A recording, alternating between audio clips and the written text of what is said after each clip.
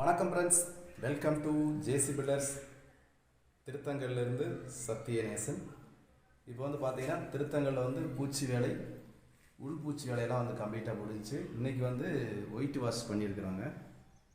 அதாவது டைல்ஸ் ஒட்டுவதற்கு முன்னாடி என்ன செய்யணும் என்பதை இந்த வீடியோவில் நம்ம பார்க்க போகிறோம். வாங்க வீடியோக்குள்ள போகலாம். இப்போ வந்து ரூமுக்கு வந்து டைல்ஸ் ஒட்டுவதுக்கு முன்னாடி என்ன செய்யணும் அப்படின்னா, இப்போ வந்து கம்ப்ளீட்டாக பூச்சி வேலை ஃபுல்லாக முடிஞ்சிச்சு.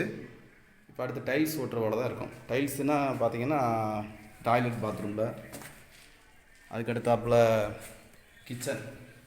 கிச்சனில் அடுத்து தரையில் அடுத்து டைல்ஸ் ஓட்டுற வேலை தான் இருக்குது. அப்போ உள்ளே வந்து என்ன செய்யணும் அப்படின்னா, ஒரு கோட்டிங் ஒயிட் சிமெண்ட் வந்து அடிச்சிடணும்.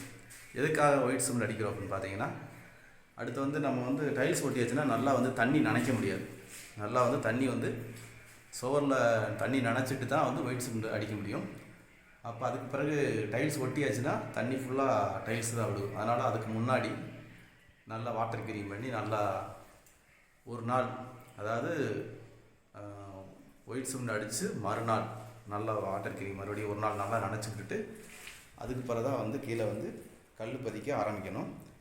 அதாவது டைல்ஸ் ஒட்டுவதுக்கு முன்னாடி என்ன செய்யணும், ஒயிட் சிமெண்ட் வந்து கண்டிப்பான முறையில் அடித்தாகணும். அதனால் அதுக்குரிய வேலைகள் இன்றைக்கு நடந்து கொண்டு இருக்கிறது. அடுத்து ஒரு நாள் காய விட்டுட்டு அடுத்து டைல்ஸ் ஒட்டுற வேலை உள்ள. இன்னும் வெளியே கொஞ்சம் பூச்சி வேலைகள் கொஞ்சம் இருக்கிறது. இன்னும் ஒரு 10 டேஸில் கம்ப்ளீட்டாக முடிச்சிருவோம் அப்படின்னு நினைக்கிறேன். ஓகேங்க. அதனால் இந்த வீடியோவில் நீங்கள் தெரிந்து கொள்ள வேண்டிய விஷயம், டைல்ஸ் ஒட்டுறதுக்கு முன்னாடி உள்ளே ஒரு கோட்டு ஒயிட் சிமெண்ட் அடிச்சிருங்க. அடித்து நனைச்சி விட்டுட்டு அதுக்கு பிறகு நீங்கள் ஒட்ட ஆரம்பிங்க. ஓகே.